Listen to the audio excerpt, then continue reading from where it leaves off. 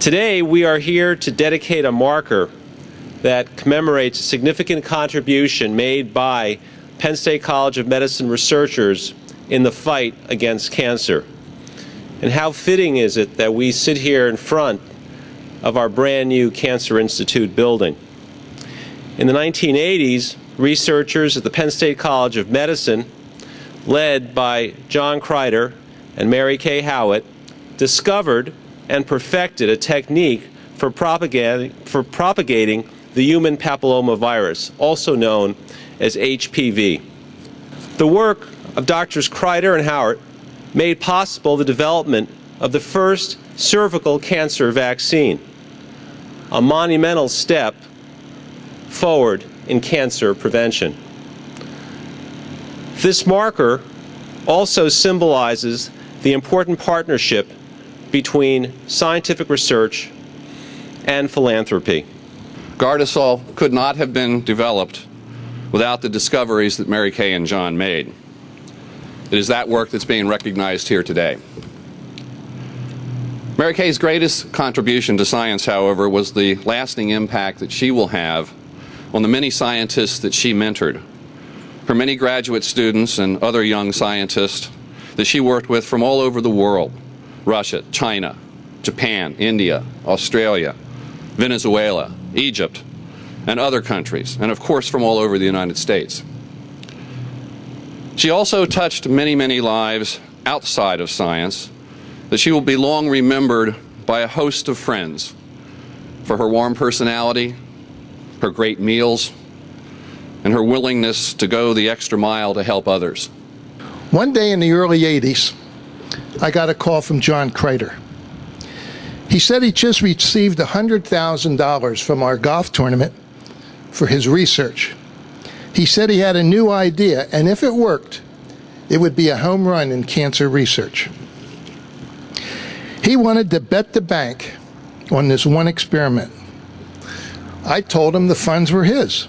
Merck bought their patent, made it into a vaccine, tested it around the world, and finally, that aha moment, Gardasil.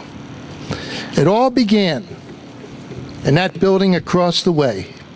John and Mary Kay, you made your families proud. All the supporters of the Gittlen Foundation, Hershey Medical Center, Penn State, our country, and all the young women around the world whose lives will be better because of you. My only regret is that both of you are not here today to share in this outstanding occasion. He came here with the rest of the first doctors, some of who are here today, in 1968. A small band of academics here in this industrial and farming town. This was all cornfields when they first got here.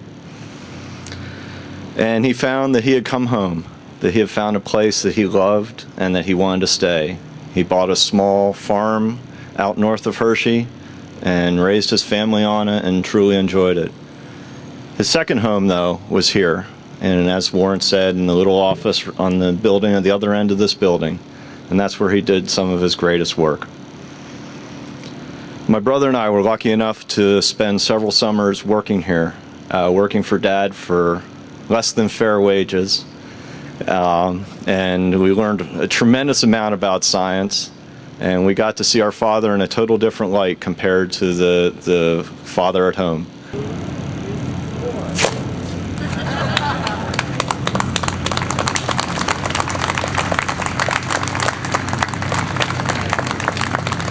It's good for the world. For the world. Young women all over the world are getting this vaccination. That's mind-boggling, you know. Yeah, I think when the whole community gets together and they back a project, which they did, and we started off small. I raised $2,500 the first year, and I said, boy, that's a lot of money. And now we're raising over $800,000 a year. We're over 14 million. You don't think like that when you're starting out. You're happy to get 2,500. So it's more people saying, hey, these guys are doing a good job. Let's join them. It just means a lot to me to be here today. I'm very proud of my mother. It means a lot that she was able to help out all these young women. It affects me and my friends at this age especially. And it's just a great honor, and I'm so proud of her. This was a culmination of a lifetime of work for Dad and for Mary Kay and for Warren Gittlen. And it was a true recognition of everything that they've done. It's really lovely. I'm really just pleased that my dad's getting the recognition that his life's work deserves. He was able to make the average person understand the importance of what he was doing, which was no small feat. And he would certainly approve of this sort of public exposure, and I think his fondest wish that this would all roll into more funding for basic research. I think it's a wonderful opportunity to show the potential research accomplishments of researchers, because they are often not presented to the public eye. And to have a marker from my old mentor is a wonderful opportunity and a thrill for me to see.